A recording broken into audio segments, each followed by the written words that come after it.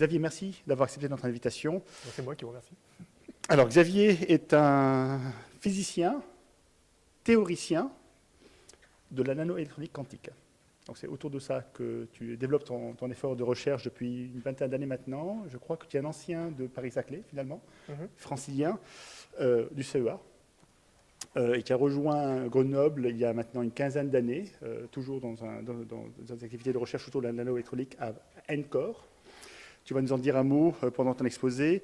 Alors pourquoi ce choix d'une aérospatiale conférence autour de cette thématique? Vous savez évidemment que la question de l'ordinateur quantique et de tout ce qui va avec est une question extrêmement actuelle.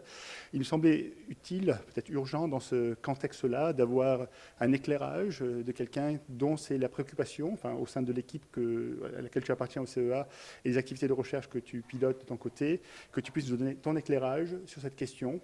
Alors effectivement, le titre est plein de promesses. The Backup Plan, bon, ça donne déjà un message, je trouve, mais on aura l'occasion d'en savoir un peu plus pendant ton exposé. Voilà, je te passe la parole, Xavier. Merci. Merci beaucoup. Merci beaucoup pour l'invitation. Alors, aujourd'hui, j'ai préparé un exposé extrêmement casse-gueule.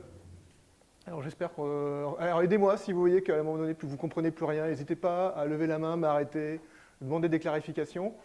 Alors, il est un peu casse-gueule pour des raisons politiques, et il est aussi casse-gueule pour des raisons scientifiques. Alors, scientifiquement, je vais essentiellement vous parler d'un sujet de maths appliquée qui est en train d'émerger actuellement au sein de la communauté de la physique théorique et aussi d'une petite communauté des mathématiciens, qui, à mon avis, va faire un pataquès incroyable des 2-3 prochaines années. C'est en train de casser tout un tas de problèmes durs qu'on ne savait pas comment adresser avant, qui vont tomber, alors pas tous, mais certains vont tomber grâce à ces méthodes. Donc je voudrais essayer de partager ça un peu avec vous, vous introduire quelques concepts, vous montrer dans quel cas ça marche déjà, dans quel cas on pense que ça va vraiment apporter quelque chose, il y a des cas où ça ne marchera pas. Et donc c'est toutes ces techniques autour des réseaux de tenseurs, donc qui sont des choses qui ont grandi tranquillement dans la communauté de la physique théorique depuis 20-25 ans, mais depuis 4-5 ans, c'est en train de sortir complètement de la boîte et d'envahir tout un tas de sujets qui n'avaient vraiment rien à voir avec le sujet initial. Donc ça, c'est la raison scientifique. Après, comme c'est quand même un peu ardu, c'est quand même des maths, la façon dont je vais vous introduire ça, on va partir de la physique, on va partir de l'ordinateur quantique, donc je vais essayer de vous raconter un peu l'ordinateur quantique, qu'est-ce que c'est censé être, donc vous entendez plein de promesses, l'ordinateur quantique va révolutionner ceci, cela, on va trouver des nouvelles drogues, changer le problème de la faim. Je vais essayer de vous raconter un peu ce que c'est censé être un ordinateur quantique, je parlerai rapidement des difficultés, mais pas trop. J'ai d'autres séminaires où je dis que ça ne marchera pas, mais ce ne sera pas pour aujourd'hui, très rapidement en tout cas. Mais mon but, c'est de vous montrer quel problème l'ordinateur quantique est censé résoudre et pourquoi est-ce qu'on a une chance de résoudre ce problème avec des techniques complètement classiques qui fonctionnent sur des bons ordinateurs à papa avec du silicium. Voilà, donc c'est le plan pour aujourd'hui. Alors, plus concrètement, ça va ressembler à ça. Je vais vous raconter très rapidement ce que c'est qu'un bit quantique. Donc on va commencer un tout petit peu avec un tout petit peu de physique. Alors il y en a plein des bits quantiques, tout peut servir à faire un bit quantique, et donc j'ai choisi ceux de mes voisins, ceux de mes collègues à Grenoble. Après, ça va devenir un tout petit peu plus abstrait, on va essayer de comprendre ce qu'un ordinateur quantique est censé faire. Vous allez voir que c'est une machine extrêmement précise qui fait une série de choses qui sont extrêmement singulières. Ce n'est pas du tout comme un ordinateur classique qui fait à peu près n'importe quoi. D'ailleurs, ce n'est pas par hasard si on a extrêmement peu de programmes, d'algorithmes qui peuvent tourner sur un ordinateur quantique. Outre le fait qu'on n'a pas l'ordinateur quantique, on a aussi très peu de programmes qui pourraient tourner dessus si on l'avait. Et ça va me permettre d'introduire en quoi est-ce que les réseaux de tenseurs ont peut-être une chance de faire quelque chose de... Alors très rapidement, je vous dirai quand même ce qui bloque aujourd'hui dans l'histoire de l'ordinateur quantique. Ça s'appelle la décohérence. On va parler de ça rapidement, mais c'est juste pour ne pas laisser la question trop flottante. Et après, je vais aller rapidement sur ces réseaux de tenseurs. Alors, je vais d'abord vous définir ce que c'est. Alors, un réseau de tenseurs, c'est quelque chose qui n'est pas enseigné à l'école aujourd'hui, mais qui pourrait vraiment être enseigné un jour à la fin de la première année d'universitaire. Donc, c'est essentiellement une généralisation de l'algèbre linéaire à des objets qui ont plus de 2 pattes. Un vecteur, ça a un indice, une patte. Une matrice, ça a 2 indices, on peut les multiplier. Et quand vous commencez à mettre 3 indices et plus, et bien d'un coup, il y a un torrent de possibilités qui s'offre à vous, et c'est ça que je vais essayer de vous montrer aujourd'hui. Après, je vous parlerai en quoi est-ce que les algorithmes de machine learning, d'intelligence artificielle, sont venus s'inviter dans cette histoire-là, et c'est eux qui ont permis d'ouvrir le champ de ces réseaux de tenseurs vers énormément d'applications nouvelles. Essentiellement, l'apprentissage machine, ça va être l'algorithme qui va vous permettre de prendre à peu près n'importe quel problème que vous avez aujourd'hui, je ne sais pas quoi, résoudre une équation dérivée partielle, des intégrales, et mettre ce problème-là sous une forme où on peut essayer de faire quelque chose avec des réseaux de tenseurs. Donc ça a vraiment été la clé. Ces algorithmes sont extrêmement récents, ils sont encore en train de bouger, et ils sont, à mon avis, révolutionnaires. Donc je vous raconterai ça, et puis après, je commencerai à vous faire une petite liste un peu à l'après-vert de ce qui marche aujourd'hui, un peu de ce qu'on peut vous essayer de voir. Alors s'il y a des gens parmi vous qui font du calcul intensif, voilà, peut-être que vous pourrez voir quelque chose qui ressemble à ce que vous faites. Peut-être que ça peut vous intéresser directement. Allez, c'est parti. Alors, donc l'ordinateur quantique, il y a deux aspects. Il y a l'aspect physique. Essentiellement, à peu près tous les champs de la physique peuvent proposer aujourd'hui un ordinateur quantique, et les gens ne se privent pas. Les atomes de Rydberg, ça c'est les centres NV dans le diamant. Ça c'est la technologie phare actuellement, c'est les circuits supraconducteurs, donc c'est essentiellement de l'aluminium et de l'oxyde d'aluminium. L'optique, les ions piégés et les semi-conducteurs, c'est celui-là que je vais vous raconter dans le slide d'après. À peu près tout peut fournir un système à deux niveaux, hein, et donc a priori un ordinateur quantique. Et à droite, vous avez la vue des informaticiens. Vous voyez souvent, si vous ouvrez n'importe quel article théorique d'ordinateur quantique, vous verrez une sorte de partition de musique comme ça, qui est ce que c'est censé faire. Et donc, j'essaie de vous expliquer comment voilà, un peu le lien entre les deux. Le point à retenir dès tout de suite, là, c'est que non, je vous raconterai ça dans le slide d'après. Allez, on attaque.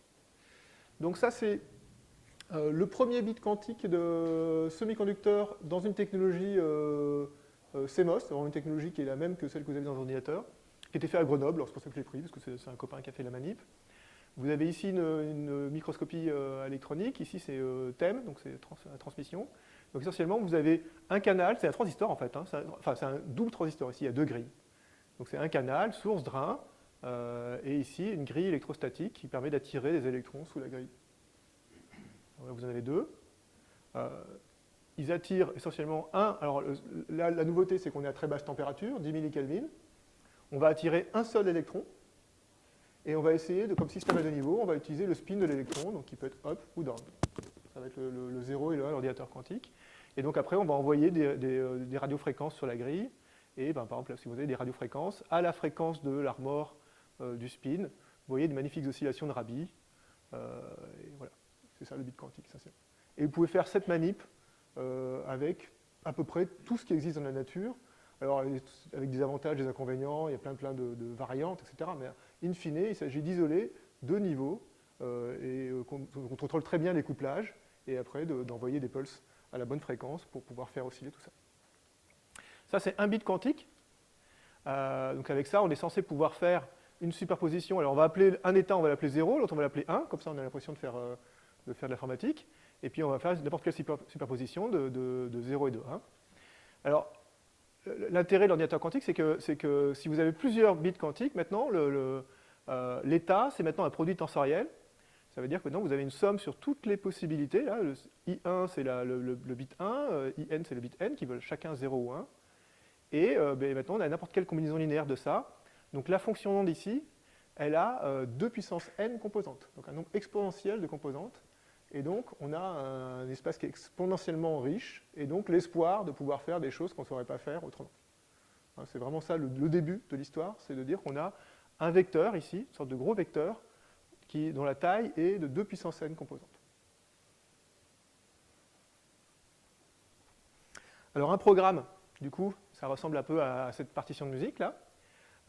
Chaque ligne correspond à un bit quantique, et à chaque fois que vous avez un carré, eh bien, c'est une opération qu'on va aller affecter, qui va affecter le qubit 1 ou 2 qubits. Il faut forcément qu'il y ait certaines opérations qui vont intriquer de différents qubits, sinon il ne se passera rien. Donc là, vous avez le U2, il va intriquer Q1 et Q2, le qubit 1 et qubit 2, U5 entre 2 et 3. Et puis donc, ça se lit de la gauche vers la droite, et ça, ce seraient les listes d'opérations. Donc essentiellement, là, par exemple, si vous prenez U2, mathématiquement, si vous aviez votre fonction d'onde avant qui valait ça, vous allez appliquer cette matrice U2, mais vous voyez, elle ne joue que sur deux indices, ici, le premier et le deuxième. hein, donc somme sur les... voilà, puis ça va être pareil pour l'U5, etc. Donc on fait un produit matrice vecteur, avec des matrices qui sont très particulières, puisque c'est des matrices qui ont une structure par bloc très spéciale, qui ne va jouer que sur certains blocs, qui vont être muets sur certains indices et qui vont appliquer sur d'autres. Et les matrices sont unitaires, parce que la mécanique quantique, essentiellement, c'est quelque chose de réversible et unitaire. Donc, en fait, ce qu'on fait une machine quantique, c'est ça. C'est du produit matrice vecteur. Donc voilà, ça c'est le résumé. L'ordinateur quantique, c'est bien d'avoir ça en tête. Hein, si jamais quelqu'un vous dit « Ah, faire un ordinateur quantique, ça va résoudre tel ou tel problème », gardez bien en tête ce slide. Ça, on part d'un vecteur initial, mettons tous les bits sont en état 0, et on va faire un produit matrice vecteur avec des matrices très particulières qui sont ces matrices d'évolution. L'exponentielle de l'hamiltonien fois le temps. Alors, donc voilà, donc ça c'est essentiellement une fraction de l'algèbre linéaire qu'on est capable de faire avec ça. Et alors, donc ça c'est le premier point. Et deuxième point, in fine, on ne voit jamais la fonction d'onde finale. On ne la voit jamais, parce qu'à un moment donné, on va mesurer quelque chose, et qu'est-ce qu'on va obtenir? On va obtenir, même si ça a 2 puissance n coefficients, à la fin, on va obtenir n bits, donc n valeurs de 0 ou de 1, distribué selon le carré de la fonction d'onde. C'est ça, c'est les lois de mécanique quantique. Donc c'est une machine qui fait une petite partie de l'algèbre linéaire et qui à la fin donne un résultat probabiliste. Alors là, je peux déjà commencer à positionner mes réseaux de tenseurs.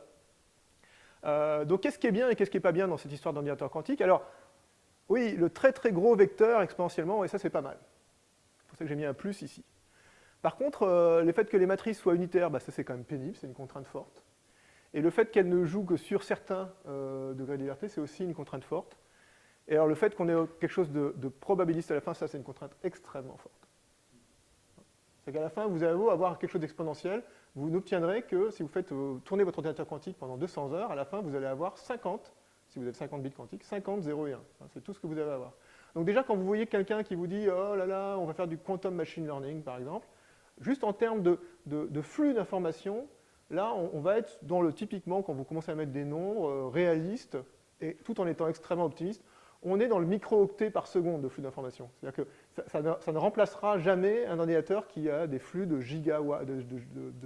gigabits par seconde. On a des 15 ordres de grandeur, au mieux, entre ce qu'on est capable de sortir d'un ordinateur quantique et ce qu'on est capable de sortir d'une machine classique. Alors, peut-être que si ça, c'est le numéro gagnant de la loterie, peut-être que ces 50 bits, ils sont intéressants, hein, mais ça va être quand même sur des questions très spécifiques. Alors, donc, oui, juste peut-être pour dire un mot sur les réseaux de tenseurs avant de les introduire vraiment. Les réseaux de tenseurs, ça va être une façon de traiter aussi des vecteurs de taille exponentielle. Donc on va être capable de traiter, alors pas aussi bien peut-être que l'ordinateur quantique, on va être un tout petit peu moins bien ici. Par contre, on va être tellement mieux ici et là il n'y aurait pas ce problème là du tout, et puis là non plus d'ailleurs. Donc la question après de savoir qui gagne va être la question qu'on va essayer de poser. Alors avant ça, je vais vous dire pourquoi ça, même ça, c'est pas facile. C'est pas facile parce que donc, l'état interne de la machine, à un moment donné, c'est 2 puissance n nombres complexes. Hein, donc il faut imaginer, chaque nombre complexe, c'est une petite flèche. On a 50 qubits. Hein, voilà, c'est 1 million de milliards de petites flèches qui doivent exactement pointer vers là où on veut. Hein, il ne s'agit pas qu'elles fassent chacune vivre leur vie exactement là où on veut. Et donc, à chaque fois qu'on va faire une opération, à chaque fois qu'on a appliqué une de ces matrices U, on va dire, je fais une rotation de 90 degrés sur le qubit 5. En fait, on va peut-être faire une rotation de 90,01 degrés. Et puis donc, ces petites erreurs-là, on est forcé de faire des erreurs. Hein, toute machine analogique fait des erreurs. Hein, ça varie continuellement. Elles vont finir par s'accumuler. Elles vont finir inexorablement s'accumuler. Et ça veut dire qu'il y a une exponentielle qui joue contre nous dans l'ordinateur quantique, qui est cette exponentielle-là. On perd un peu d'informations à chaque opération. Donc il faut être capable de créer l'état quantique qui nous intéresse très vite, plus vite que la vitesse à laquelle on perd l'information. Alors concrètement, on a une métrique qu'on appelle la fidélité, qui, on va dire en première approximation, est la probabilité que le résultat soit correct à la fin. C'est souvent ça, pas tout le temps ça, mais c'est souvent ça. Et qui va décroître exponentiellement avec le nombre d'opérations, avec un préfacteur ici, qui est l'erreur par opération. Voilà. Alors on peut élaborer un peu sur cette loi, mais essentiellement, elle est quand même, voilà, c'est ça qui se passe, elle est très très vraie. Elle a été vérifiée expérimentalement dans des centaines de situations. Et puis théoriquement, on voit difficilement comment on pourrait avoir autre chose. Donc, ce qui est intéressant aussi, ce qui est pénible aussi, c'est que même quand on fait rien dans un ordinateur quantique, ben, en fait, c'est que ça compte aussi comme une opération, parce que on a ce qu'on appelle le décohérence, c'est-à-dire qu'il y a des termes de couplage qu'on ne maîtrise pas et qui fait que notre ordinateur quantique va s'intriquer avec une vibration, avec un photon qui passe, avec je ne sais quoi, n'importe quoi. Tout est bon pour la décohérence. Donc on a une perte d'information qui a lieu même quand on ne fait rien, donc il faut vraiment qu'on se dépêche. Et aussi, on travaille à l'aveugle, c'est-à-dire que on peut pas regarder où est-ce qu'on est et corriger si on est un peu overshooté, parce que dès qu'on regarde, on mesure, et dès qu'on mesure, on a le collapse de la fonction d'onde, et donc on ne peut vraiment regarder qu'à la fin. Voilà. Donc ça, aujourd'hui, les meilleures machines ont un epsilon de l'ordre du pourcent. Vous verrez peut-être des fois des gens qui parlent de 0,1%. 0,1%, ce n'est pas dans les systèmes complets intégrés, c'est sur un bout tout petit, en isolation, les gens arrivent à peu près à faire 0,1%. Et quand ils intègrent tout ça dans des trucs, ils sont plus près du pourcent. Ça veut dire que au bout de 100 opérations, ça y est, c'est mort. Et c'est pour ça que vous allez voir des tonnes de gens qui ont des machines quantiques avec 100 qubits, 200 qubits. Et en fait, dans les articles expérimentaux sérieux, ils s'en servent de 10 ou 15, parce que dès qu'ils se servent de plus, et finalement, à la fin, le résultat est inexploitable, c'est que du bruit. Voilà, donc ça c'était pourquoi je pense que moi je suis très sceptique. Ça c'est une petite manip qui a été faite il y a 2-3 ans, où les gens ont essayé de faire 1 plus 1 sur l'ordinateur quantique. Je vous laisse lire le résultat. Ça marche, hein. On tombe 2 de temps en temps, assez régulièrement quand même. On est hors fluctuation statistique. Mais bon, vous voyez que pour faire des calculs, ça va quand même être on a encore un long chemin devant nous. Hein. Et je vais juste terminer la partie sur l'ordinateur quantique en discutant. Alors, je vais pas. Ça, j'ai un séminaire par point ici, hein, mais juste pour dire un peu à quoi c'est censé servir. Il y a essentiellement 4 grandes classes d'algorithmes. En fait, il y a 4 algorithmes. Après, c'est des variantes. On peut toujours. Il y en a un qui est autour de ce qu'on appelle la transformée de foyer quantique. Le plus connu, c'est Shor, qui permettrait de factoriser des grands nombres en produits de 2 entiers plus petits. Et celui-là, il a fait un tabac parce que c'est là-dessus qui est basé HTTPS. Hein, quand vous allez sur Internet, c'est basé sur ce protocole RSA. Et du coup, ça a fait grand peur aux militaires quand ils ont dit « Oh là là, si on peut factoriser ça, on peut craquer, on peut nous espionner. » Alors, ceux-là, donc, ce sont des algorithmes très spécialisés. C'est-à-dire qu'il y a 2-3 algorithmes qui font des trucs très particuliers. En revanche, ils sont censés nous donner une accélération exponentielle. Donc ça, accélération exponentielle, on a envie de bosser pour une accélération exponentielle. Et aussi, je n'ai pas mis dans le truc, mais il donne un résultat qui est essentiellement, malgré le fait que j'ai dit qu'à la fin on avait quelque chose avec une probabilité, là il y a une espèce d'énorme expérience d'interférence à la fin, où toutes les interférences sont destructives, sauf pour le résultat qu'on cherche, ce qui fait que le résultat est presque déterministe. Donc c'est censé donner le bon résultat du premier coup, presque. Peut-être qu'il faut répéter 2-3 fois le truc, mais c'est quasiment déterministe. Voilà. Donc celui-là est très bien, mais en fait, quand on regarde, Shor, déjà, il a déjà sauté, parce que ça y est, on est passé à autre chose que RSA. Bon, à part peut-être pour décoder des trucs qu'on aura stockés sur disque dur, mais qui vont finir par périmer. Il y a une autre application pour la chimie, mais alors celle-là, elle a vraiment beaucoup de poids dans l'aile. Donc finalement, il ne reste plus grand-chose là. En dessous, il y a l'algorithme de Grover. Alors le Grover, il est beaucoup plus général. Il permet notamment de résoudre les problèmes dits NP complets. Donc c'est vraiment des classes de problèmes durs, on cherche des algorithmes. Par contre, il donne une accélération qui est beaucoup plus faible. C'est-à-dire qu'on passe de 2 puissance n à racine de 2 puissance n. Alors celui-là, il a beaucoup de plomb dans l'aile aussi. Après, on commence à rentrer dans des classes d'algorithmes où il n'y a pas vraiment d'accélération prévue. C'est-à-dire qu'on n'a pas de raison de penser que ça soit aille plus vite sur un ordinateur quantique, mais on se dit que ça peut marcher. Ça se trouve, c'est plus rapide. Parce que c'est du hardware dédié, parce que tout un tas de raisons. Notamment des algorithmes d'optimisation qui sont dans cette classe-là. Bon, il y a beaucoup d'algorithmes. Mais bon, là c'est aussi pas extraordinaire. Déjà, le fait de ne pas avoir d'accélération a priori, c'est quand même embêtant. Et ils ont aussi du plomb dans l'aile pour pas mal d'entre eux. Et bon, ça, c'est la partie plus simulation quantique. C'est ce qui marche le mieux. Par contre, ça a beaucoup d'intérêt pour les physiciens comme moi, mais beaucoup moins pour les industriels. Alors, si vous reprenez les chiffres que j'ai donnés tout à l'heure, les epsilon, j'ai dit qu'on était à 10-2. Pour faire les premières, ça c'est pas les chiffres, c'est pas la target absolue, c'est les premières applications où on se dit que ça serait vraiment utile. Vous voyez, il nous manque 9 ordres de grandeur, 10 ordres de grandeur, 12, 17 ordres de grandeur selon là où on tape, pour commencer à faire quelque chose qui vraiment changerait, ça ne changerait même pas la donne en fait. Ça, là, par exemple, le 10-12, j'ai pris ça sur une application qu'on sait parfaitement faire sur un ordinateur classique. C'est une simulation du benzène pour VQE. Celui-là, enfin bon, ça ne changerait même pas la donne, il faudrait même aller plus loin pour changer la donne. Alors il y a toute une théorie de correction d'erreurs quantiques que je ne vais pas vous faire aujourd'hui. Il y a des gens qui pensent qu'en prenant beaucoup de qubits, en faisant une espèce de qubit logique avec, on pourra peut-être sauver l'histoire et que ça va quand même fonctionner. Bon, c'est une longue histoire, hein, je ne vais pas clore le sujet aujourd'hui. Moi, j'y crois pas. J'ai écrit un bel article pour expliquer pourquoi j'y croyais pas. Si vous intéresse, vous pouvez le lire. Il est dans PNAS. Et donc, on va plutôt passer sur les réseaux de tenseurs, parce que ça marche. Et en plus, ça marche déjà, quoi. Alors, les réseaux de tenseurs, donc c'est un truc qui est au milieu. Bon, je ne vais pas passer trop longtemps sur ce slide. C'est un truc qui est au milieu. Ça ressemble à ça. Vous allez voir, je vais montrer beaucoup de schémas avec des boîtes et des traits entre les boîtes. Et je vais vous expliquer dans le slide d'après ce que ça veut dire. Ça, par exemple, un programme d'ordinateur quantique, c'est directement un réseau de tenseurs. Donc aujourd'hui, les meilleurs émulateurs de réseaux d'ordinateurs quantiques, si vous voulez faire comme si vous aviez un ordinateur quantique, on les fait avec des réseaux de tenseurs. Moi, je pourrais prendre un de mes programmes, me déclarer cloud quantique, et personne n'y verrait que du feu. Ils auraient l'impression d'avoir un ordinateur quantique devant eux, à 100 ou 200 qubits. Ils auraient du mal à voir la différence avec un vrai. Donc ça, c'est un des trucs qu'on peut faire avec ces réseaux de tenseurs. Il y a tout ce qui est algorithme quantum inspired. Donc ça, c'est quand même un truc que l'ordinateur quantique a donné. Il a donné des idées. Je vais revenir un peu là-dessus. Des choses que les gens ont essayé de faire avec l'ordinateur quantique, et finalement, on arrive à les faire maintenant avec ces réseaux de tenseurs. Et à droite, j'ai mis toutes les applications de la chimie. Donc, si vous prenez par exemple le plan quantique national, c'est vraiment fascinant de voir que toutes les applications qui sont dedans, d'abord correspondent essentiellement à du problème quantique à N-core, c'est-à-dire le truc pour lequel ça a été développé.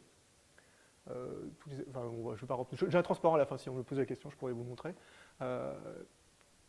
Et donc aujourd'hui, toutes ces applications sont en train de rentrer dans le champ de ces techniques-là. Voilà. Et donc ce qui va jouer un rôle super important, là je vais passer pas mal de temps là-dessus, c'est cet algorithme qui s'appelle Tensor Cross Interpolation, qui est un truc complètement magique. Moi, tous les matins, je suis épaté par ce truc-là. C'est vraiment, bon, je vous le présenterai tout à l'heure, vous allez voir, il est assez incroyable. Alors, on attaque.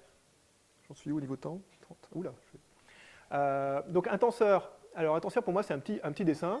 Donc un vecteur, c'est un truc avec une patte, une matrice avec 2 pattes, et puis voilà, je vais vous montrer des trucs à 3 pattes. Et quand je mets un trait qui entre 2 pattes, c'est essentiellement la généralisation du produit matrice-vecteur, c'est-à-dire on va sommer sur le trait qui relie 2 pattes. Donc vous avez l'expression explicite à gauche. Je somme sur l'indice J ici. Hop. Et donc si vous avez des matrices et vous les mettez à queue leu comme ça, vous faites des produits matrice. Et simplement, vous voyez tout de suite que quand vous avez 3 pattes, vous pouvez sortir d'une bête ligne et commencer à faire des réseaux qui sont à topologie beaucoup plus intéressante. C'est ça le réseau de tenseurs. Alors il y a un deuxième ingrédient qui est extrêmement important, alors je vais faire appel à vos vieux souvenirs d'algèbre linéaire. Est-ce que vous vous rappelez ce que c'est que le rang d'une matrice, hein, une matrice qui est de rang petit, ça veut dire qu'essentiellement elle a peu de colonnes indépendantes les unes que les autres.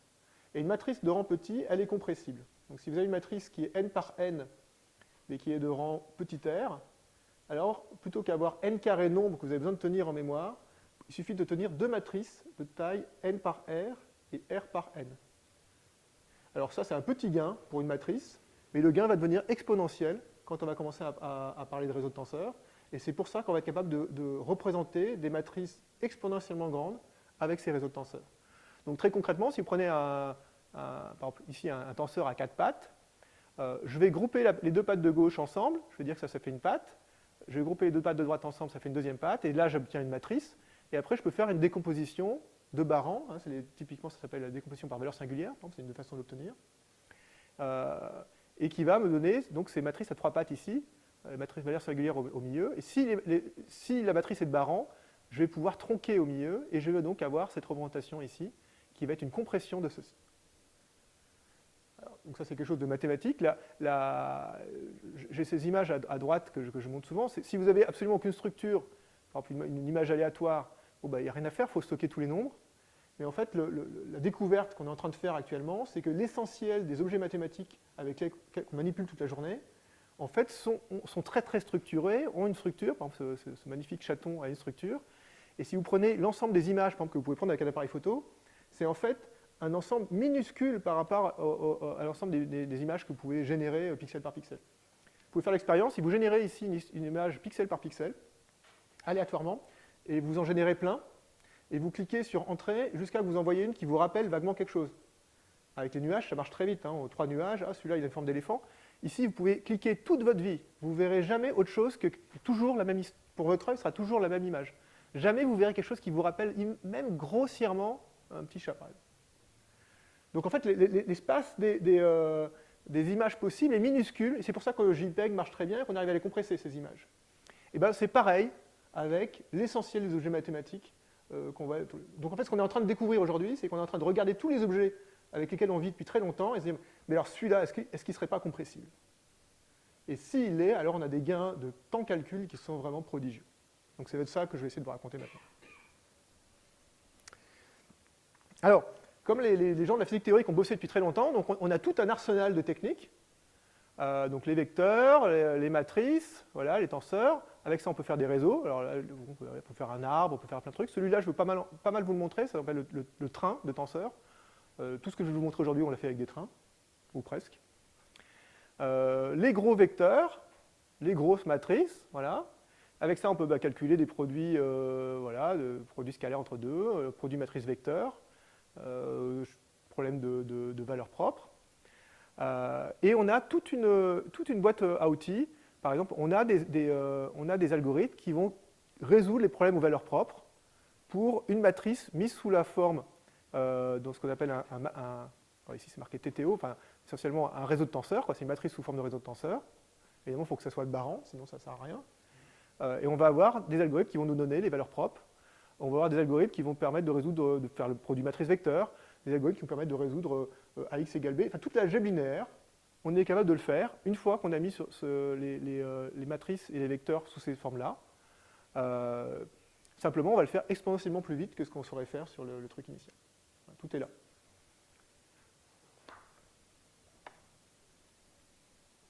Alors, je reviens un coup sur le... Bon, en fait, je l'ai déjà dit, tout ce qu'il y a dans ce slide, c'est essentiellement cet objet-là, par exemple, en mécanique quantique, qui a priori est quelque chose d'horrible. En pratique, il est en fait souvent, très souvent, de rang relativement bas, ce qui nous donne des accélérations assez importantes. Par exemple, je vais vous donner très rapidement des applications sur l'ordinateur quantique, après on va en sortir. Et donc ça, c'était l'article de 2019 de Google sur la suprématie quantique. Là, vous n'avez pas pu le rater, celui-là, il était partout. Et donc, dans l'abstract, c'est écrit que pour faire ce qu'ils ont fait sur l'ordinateur quantique, il faudrait 10 000 ans aux plus gros ordinateurs du monde. Bon. Et à la fin, leur algorithme donne des nombres aléatoires. En fait, ils ont vraiment fait le truc le plus dur à simuler pour nous. Ils ont vraiment cherché qu'est-ce qu'on pourrait vraiment faire qui leur mette les bâtons dans les roues au maximum, qui ressemble le plus à ça possible. Néanmoins, on a bossé. Alors, il n'y a pas que moi, il y a aussi un groupe, notamment en Chine, Pan et Zhang, qui ont fait pas mal de choses. Et ils ont dû faire un rectificatif 4 ans plus tard. Maintenant, vous voyez, on n'est plus sur 10 000 ans, on a quand même perdu quelques ordres de grandeur. C'est eux qui le disent, c'est pas moi. Ils sont passés de 10 000 ans à 6 secondes, ça fait quand même 11 ordres de grandeur. Personne n'a rien dit. Vous n'avez pas vu un entrefilé dans le monde en disant, bon, finalement, c'était n'importe quoi leur histoire. Voilà, c'est 10 000 ans à 6 secondes. Et donc ça, c'est les réseaux de tenseurs qui l'ont donné, malgré le fait que c'était un cas qui avait été ingénieuré, non pas pour être intéressant, mais pour être dur à simuler. Et il se trouve que les problèmes intéressants, souvent, sont beaucoup plus faciles. Ils ont de la structure. S'ils sont intéressants, c'est qu'il y a une structure, il y a quelque chose derrière, quoi. Alors là, c'est un truc où je n'ai pas joué de rôle, mais c'est pas 3023, c'est 2023. C'est un papier d'IBM, je crois que c'était octobre l'année dernière. Et donc, pareil, ils ont vendu Evidence for Utility. Alors, ils n'ont pas utilisé Suprématie parce que c'était déjà pris. Et donc, ils ont fait un truc avec 127 qubits. C'est vraiment une très belle machine. Ils ont 127 qubits et ils ont un peu mieux que 10-2. Enfin, c'est quand même vraiment très, très beau. Mais ça, par contre, ils se sont fait simuler 5 jours plus tard. Et l'humiliation est venue 1 mois et demi plus tard. Ça a été simulé sur un Commodore 64. Vous voyez, les points, là, ils sont parfaits. Hein. C'est 4 minutes par point en utilisant 15 kg de RAM sur les 64 qu'ils avaient à leur disposition. Enfin, une simulation, ça marche pas mal, en fait. Hein. Alors aussi parce que les ordinateurs classiques, c'est monstrueux, en fait. Ce que fait notre ordinateur aujourd'hui, même de bureau, c'est quand même des milliers d'opérations par seconde, des milliards de bits de mémoire. Enfin, c'est quand même des machines assez prodigieuses. On a tendance un peu à l'oublier. Voilà. Donc, maintenant, on va commencer à rentrer un peu dans le dur. Alors, à partir de maintenant, n'hésitez pas à m'arrêter si vous ne comprenez rien. Je vais vous raconter cet algorithme de machine learning, là, qui permet de prendre n'importe quoi et de le mettre sous forme d'un réseau de tenseurs. C'est ça qui est vraiment, c'est la clé qui est en train de tout débloquer, qui fait que maintenant, honnêtement, je passe mes journées à prendre n'importe quoi et à le mettre dans l'algorithme pour voir si ça sort sous la forme d'un réseau de tenseurs. Enfin, ça sort toujours de la forme d'un réseau de tenseurs, mais des fois le rang est vraiment bas et donc là, on va avoir une accélération prodigieuse. Puis des fois, le rang n'est pas terrible et l'accélération n'est pas incroyable. Enfin, quand même, très souvent, le rang est très très bas. Même de manière surprenante, il est vraiment très très souvent très très bas, quoi. Alors, allons-y. Alors là, on va faire des maths. Tout ça, c'est basé d'abord. Là, on est vraiment dans des maths vraiment de fin de sup. Hein. Vous avez une matrice A, et on va définir ce qu'on appelle la cross-interpolation. Donc, c'est un peu l'équivalent de la décomposition par valeur singulière que je vous parlais tout à l'heure, mais ça a un avantage, c'est qu'on peut le faire uniquement avec une fraction de la matrice. On n'a pas besoin de toute l'information.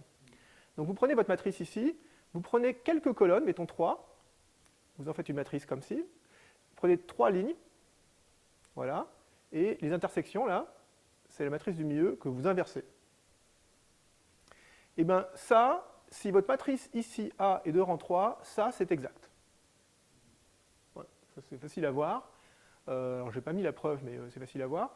Et donc, ça veut dire qu'on va être capable de construire, à partir de quelques lignes et colonnes, une interpolation. Et puis si ce n'est pas exactement de rang 3, ben ça va être une très bonne approximation.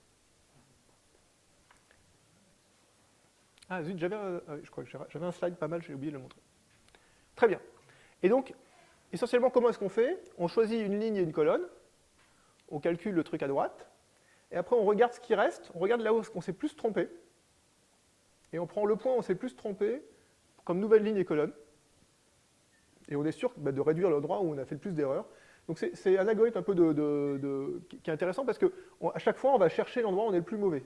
Donc on est sûr d'extraire le maximum d'informations du pivot, on appelle ça un pivot, qu'on va rajouter.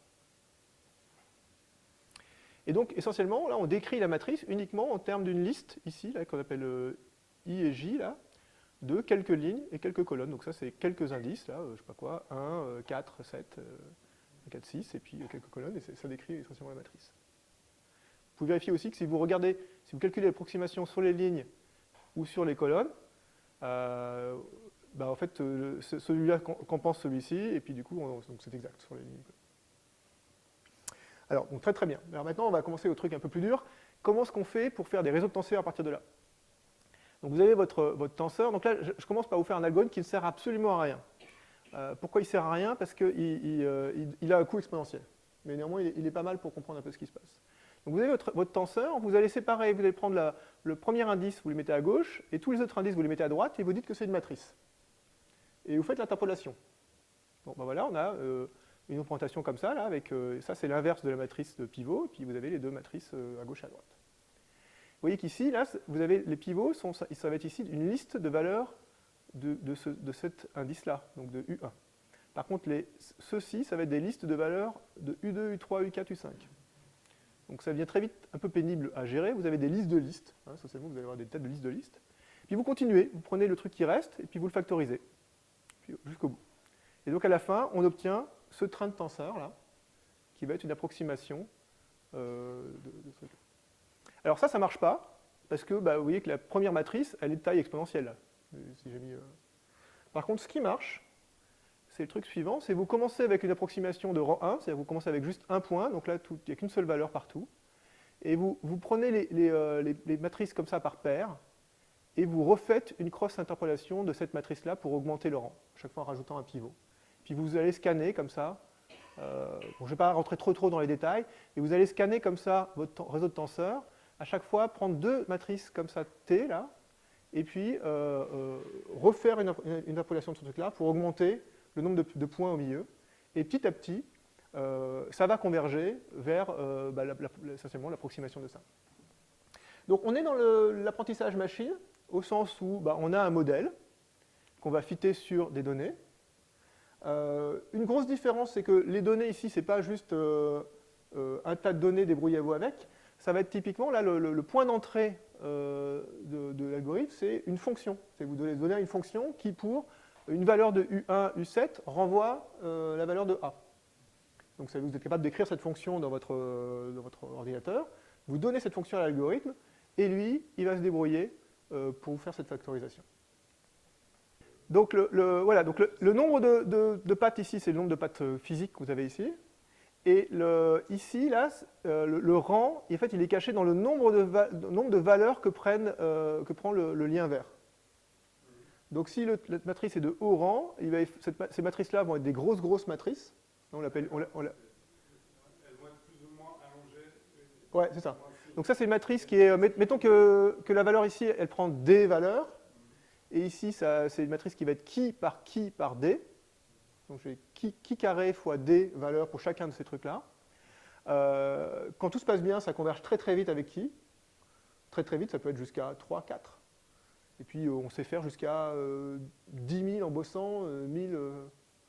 Et quand ça ne se passe pas bien, on voit que l'erreur ne diminue pas.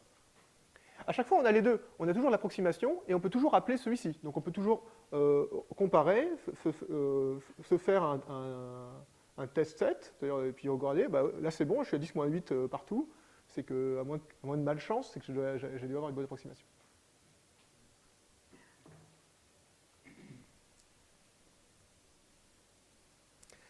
Alors voilà, donc j'ai fini sur la partie un peu ardue, j'espère que ce n'était pas trop technique, et donc maintenant je vais vous montrer ce qu'on fait avec ce genre de choses. Donc la première chose, on va prendre une fonction de une variable ou deux variables. Donc x ici, c'est donc vraiment une bête fonction, où x est entre 0 et 1. Et on va mettre 2 puissance n points entre 0 et 1. On va discrétiser la fonction. Et donc je vais écrire x qui vaut sigma 1 sur 2 plus sigma 2 sur 4 plus sigma 3 sur 8, etc. Où sigma 1, sigma 2, sigma 3, sigma n, ça va être les pattes de mon tenseur. Et ça, chacun vaut 0 ou 1. On appelle ça la représentation quantix. Donc c'est une discrétisation exponentielle de ma fonction, voilà, définie comme ça. Et vous voyez que sigma 1, ici, quand je change, ça fait changer vraiment, ça passe de 0 à 1,5 à 1,5, 1. Par contre, sigma 30, on bouge de 1 sur 2 puissance 30. Donc ces pattes, elles sont organisées par échelle. Et donc ça va permettre de faire des approches qui sont un peu naturellement multigrid, pour les gens qui connaissent ces techniques en équation partielle. C'est-à-dire qu'on va, en fait, l'intrication a un sens ici complètement nouveau. Donc on a encore une notion d'intrication, mais ça va être l'intrication, c'est à quel point les grosses échelles parlent aux petites échelles. Et si elles ne parlent pas trop, alors on va avoir un baran. On va être capable à chaque fois pour des nouveaux objets d'avoir une nouvelle définition de l'intrication qui va avoir mathématiquement toujours la même chose, mais par contre physiquement on va avoir des sens très différents. Là, on n'est plus du tout dans la mécanique quantique. Donc, alors, je vais vous montrer juste, par exemple, ça c'est un exemple un peu bidon, hein, on a pris cette fonction-là, elle a été faite parce que, vous voyez, elle a plein d'échelles différentes. Là. Il y a un truc qui oscille à 10 puissance 7, un truc qui oscille à 10 puissance 4, source 3, et puis là, c'est à l'échelle 1. Ouais. Donc là, vous avez les rangs. Donc le rang 1, vous voyez qu'on n'a pas une approximation terrible de la fonction. Rang 5, ça commence à être un peu meilleur. Rang 20, ça y est, on y est. Et 50, c'est machine precision. Pour une fonction comme ça. Ce qui est intéressant, là, c'est que vous suivez dans le slide d'après, c'est que vous prenez, ça c'est vraiment l'objet compressé. Si vous zoomez ici, vous voyez que vous avez quelque chose. Si vous zoomez ici, vous voyez ce truc-là, ces petites échelles. Et si vous zoomez encore, vous voyez, le zoom est minuscule, le carré est tout petit, vous voyez celui-ci. C'est que vous avez toutes les échelles capturées. Là, on a mis 1000 milliards de points dans chaque dimension. Et avec seulement 100 000 valeurs en mémoire, on est capable de fitter ces 10 puissance 24 pixels. Donc là, le taux de compression est juste fabuleux. Et il y a beaucoup de cas comme ça. Donc typiquement, si vous avez des problèmes avec des grandes séparations d'échelles, ça peut être un candidat. Alors je vais vous montrer une application un tout petit peu moins ad hoc. Alors, la transformée de Fourier, donc là, c'est un lien avec le Quantum Inspired. La transformée de Fourier, la bête FFT hein, qu'on connaît, en représentation quantique, c'est ce que les gens de l'informatique quantique appellent la Quantum Fourier Transform, donc ce qui est utilisé dans Shor ou dans l'algorithme comme Quantum Phase Estimation. Et ben, il se trouve que le matrix product operator, donc la représentation tensorielle ici, est de rang extrêmement bas. On est pratiquement à précision machine avec un rang de 10. Et ça veut dire qu'on peut faire, si vous avez une fonction qui est mise sous la forme quantix et qui est de bas rang, alors vous avez la transformée de Fourier en log n opérations au lieu de n log n, c'est-à-dire exponentiellement plus rapidement. Donc, la transformée de Fourier, c'est quand même un truc assez général. Donc on peut espérer avoir une accélération exponentielle sur les transformations de Fourier. Donc là, on a fait un petit exemple. On a pris l'équation de diffusion à 1D, donc bon, c'est pas non plus une équation des plus difficiles à résoudre. Hein. Par contre, vous allez voir, la condition initiale est vraiment très tordue. Et donc, cette équation-là, si vous la mettez en transformée de Fourier, ben, elle est triviale, hein, parce qu'essentiellement, la solution, c'est on a juste à multiplier la solution initiale par exponentielle moins k carré t. Voilà. Ben, donc, la solution, comment est-ce qu'on fait un solver avec un réseau de tenseurs? On prend la solution initiale, on la place en Fourier, on la passe dans TCI donc, pour avoir sa forme tensorisée. On fait pareil avec le noyau ici, exponentielle moins k carré t, paf. On fait pareil avec transformée de Fourier, on ne s'embête pas, tac. Et après, je prends la condition initiale, je la mets en transformée de Fourier, je multiplie par exponentielle moins k carré t, je transforme de Fourier inverse et j'ai directement la solution. Tout ça exponentiellement plus rapidement. Donc, par exemple, on l'a fait sur cet exemple-là. On a pris une condition initiale qui est une espèce de carré à l'intérieur duquel on a mis plusieurs oscillations à différentes fréquences. Ça, c'est un zoom de ce que vous voyez ici. Et on a la solution à tout temps. Je crois que c'est moins d'une seconde par point, et on a mis 1 milliard de points là, parce qu'on pouvait mettre 10 milliards, mais ça ne changeait pas grand-chose. Voilà, ça c'est un exemple, alors c'est un exemple un peu trivial. On est vraiment au début, il faut voir que c'est un truc, c'est des choses qui sont en train de sortir aujourd'hui. Je vais vous montrer après le premier vrai exemple. Donc là, on est dans mon cœur de métier, donc du calcul automatique de diagrammes de Feynman. Alors les diagrammes de Feynman, ça ne parlera peut-être pas à grand monde dans la salle. Vous les voyez quand, au CERN, ils trouvent une nouvelle particule, on vous montre des diagrammes comme ça. Par exemple, là, c'est la décomposition d'un proton, non, d'un neutron qui va créer une paire de, qui va se transformer en proton en émettant un électron, c'est bêta-decay, voilà. Ces trucs-là, en fait, correspondent à des process en mécanique quantique. Et si vous voulez, une façon de résoudre la mécanique quantique, c'est de sommer sur l'intégralité de ces process. Donc ça donne ce qu'on appelle les diagrammes de Feynman. Et c'est une façon de résoudre le problème à n-corps. Donc vous pouvez aussi voir ça sous forme d'une équation dérivée partielle avec des milliers de variables. C'est une autre façon de voir la même chose. Là, on sent que c'est dur. Là aussi, on sent que c'est dur. On a Et donc, avec ces techniques-là, je vais vous montrer comment on fait au slide d'après. On a été capable de calculer des milliards d'intégrales à 30 et 40 dimensions, en l'occurrence, avec des précisions proches de machine precision, et de résoudre, en l'occurrence, là, c'est le problème de... on est de retour sur ce que j'ai montré au tout début, sur un électron piégé dans une boîte quantique. On a été capable de résoudre le problème en rééquilibre, qui était un truc qui est resté sur le coin qu'on avait en travers de la gorge depuis longtemps. Et là, ça y est, on sait calculer maintenant dans l'intégralité du diagramme de phase de manière contrôlée. Bon, ça a été possible parce qu'on avait ces techniques-là. Alors, je vais vous montrer juste parce que vous allez voir, c'est très simple. Si vous avez une matrice, si vous avez une matrice ici, vous êtes capable de la factoriser. C'est comme si vous aviez une fonction ici. Hein, ça c'est vraiment la même chose, une fonction alors juste j'ai changé le nom des variables, mais bon, une fonction de V1, Vn, qui vous êtes capable de factoriser. Maintenant, M1 et Mn sont des matrices. Hein, si vous fixez la valeur ici, si vous avez votre truc à 3 pattes, ça va être comme ça. Et donc, c'est à peu près le seul cas où on sait calculer des intégrales, c'est quand à n dimensions, c'est quand ça factorise. Et donc l'intégrale de ça, on a juste besoin de faire n intégrales à une dimension, et après faire du produit matrice-vecteur. Donc ça veut dire qu'en fait, déjà, TCI, là, cet algorithme de Tensor Cross Interpolation, a priori, on peut l'essayer partout où il y a des intégrales à multidimensionnelles, et c'est un concurrent au Monte Carlo, qui est basé sur des... C'est complètement... Moi, j'ai passé 15 ans de ma carrière à faire du Monte Carlo quantique. C'est orthogonal, c'est juste orthogonal, ça veut dire que ça va marcher partout, il y a cette histoire de Baran. Par contre, pour ceux qui connaissent le Monte Carlo, il y a un problème vraiment très sérieux qu'on appelle le problème de signe, et qui n'est pas ressenti du tout par TCI. Donc c'est d'autres propriétés qui font que l'intégrale est possible. Et donc tout ce qu'on a fait pendant 30, 40, 50 ans en Monte-Carlo quantique, aujourd'hui on est en train de réessayer avec TCI pour voir si les réseaux de tenseurs peuvent craquer le problème. Autant dire qu'on a de quoi s'occuper. Je vous ai montré ici un cas très concret, parce que les diagrammes de Feynman, ça ne parle pas à tout le monde. Si vous prenez cette intégrale-là, donc exponentielle moins somme de x puissance 4 fois des cos, on a mis un 10 ici pour que ça oscille bien vite, celle-là, je ne connais aucune autre technique que les réseaux de tenseurs pour la calculer. Ça oscille très vite, Monte-Carlo va exploser. Il y a 10 dimensions, toutes les techniques pratiquement vont exploser. Les low discrepancy sequences vont pas bouger. Et là, vous voyez, on a une convergence en 1 sur n4. On a 7 chiffres après la virgule. Après 1 million d'appels, c'est vraiment rien. C'est vraiment rien.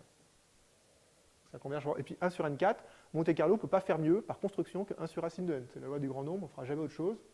Et en général, le préfacteur, il est quand même il est là-haut, quoi. Ouais.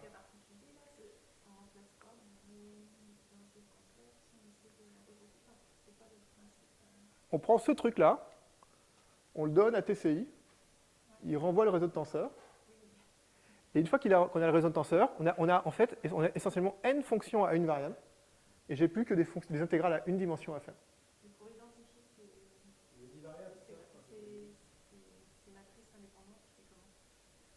Alors c'est ce que j'ai essayé d'expliquer là, quand c'était cette partie-là.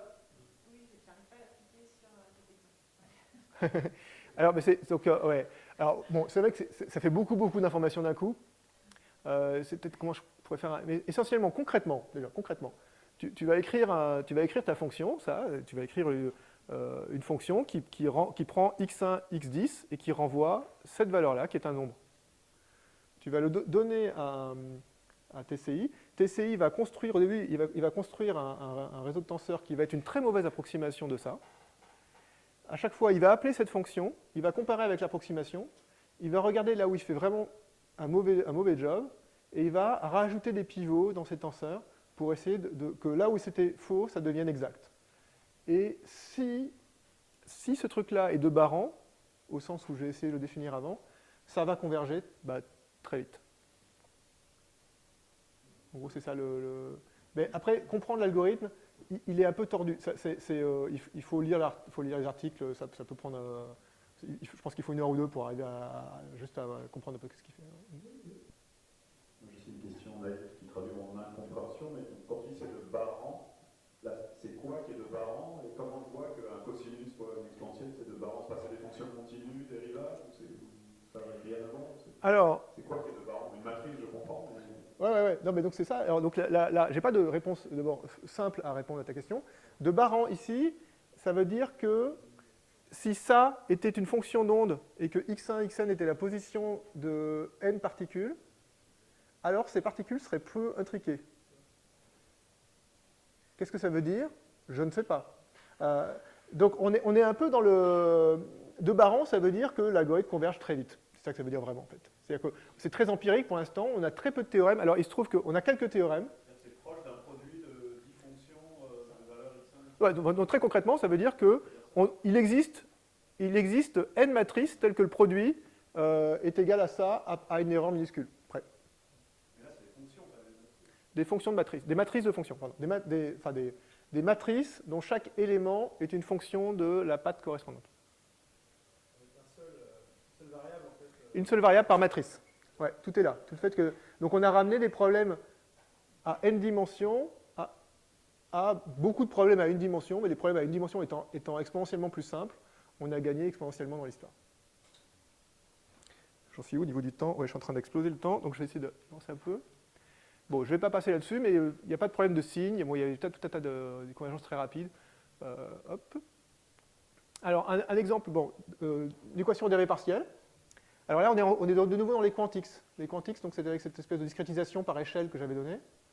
Là, on a des théorèmes. Là, on a des théorèmes pour savoir quelles fonctions ont une chance d'être représentables par ce truc-là. Et par exemple, là, on a pris l'équation de Schrödinger à 3 dimensions. Donc, si vous n'aviez que les 2 premiers termes, ça serait l'atome d'hydrogène. Et on met un 1 en plus, donc c'est l'atome de H2+. Enfin,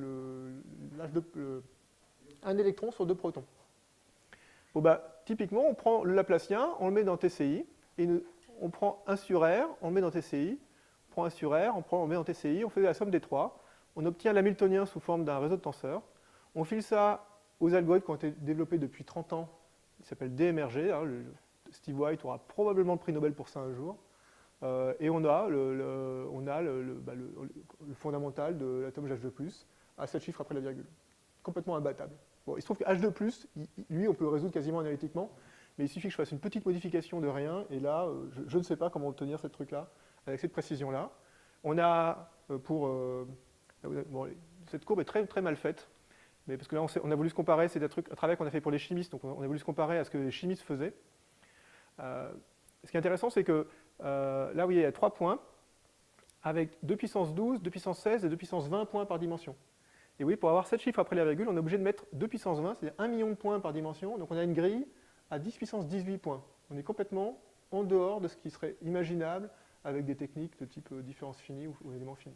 Des ordres de grandeur au-delà de ce que ces techniques pourront faire. Donc on a une chance de pouvoir atteindre le continu plutôt que de faire des représentations compliquées. Là pareil, ça ils ne savent pas faire au Flatiron. Ils savent faire un 1D, ils ont des choses compétitives par rapport à tout ce qu'on est capable de présenter. À 3D, déjà, il y a plus. Ah bah voilà, je suis arrivé à la fin. C'est parfait, je crois que je suis au niveau timing, je suis pas mal. Voilà. Conclusion. Bah, bon, essentiellement, c'est juste remis ce que j'ai dit un peu aujourd'hui. Donc tout est un tenseur, hein, c'est clair qu'à peu près tous peuvent mettre, vous discrétisez n'importe quoi, vous pouvez mettre sur la fin d'un tenseur. Ce qui n'est pas évident, c'est est-ce que les choses vont être de bas rang. Et vraiment, ce qu'on est en train de découvrir, notamment grâce à cet algorithme de tensor cross interpolation, c'est que énormément d'objets sont de bas rang. Et donc il y a vraiment moi je suis vraiment intimement persuadé qu'il y a tout un paquet de problèmes aujourd'hui qui seront plus là après-demain, quoi. Le temps qu'il faut pour développer tous ces trucs-là et essayer et voir. Alors pas tous, hein, il y a des problèmes pour lesquels ça ne marchera pas, mais il y en a un paquet pour lequel ça va vraiment craquer le truc complètement.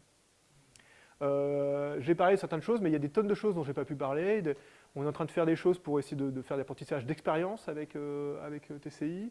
Il y a tout un tas de problèmes d'optimisation qui peuvent attaquer avec ces techniques-là.